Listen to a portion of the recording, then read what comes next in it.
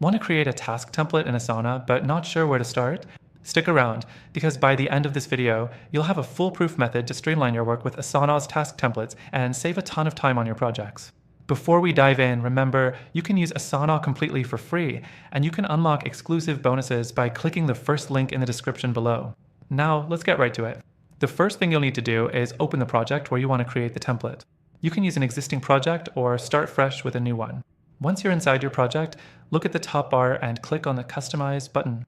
This will open up a set of options specific to your project. Next thing, from the Customize menu, select Save as a Template. This is where the magic happens. By saving this project as a template, you'll be able to use the same structure for any future projects, which can save you hours of manual setup. The third thing you want to do is add any tasks or sections that should be part of your template. Maybe it's a task list you use for every project or recurring steps you always need.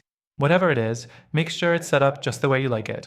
You can even add assignees and due dates if that's part of your template structure. Next, you'll need to name your template. Give it a title that makes it easy to recognize and search for later. For example, you might name it Content Launch Template or Weekly Task Routine. That way, when you need to use it again, you'll be able to quickly find it in your template library.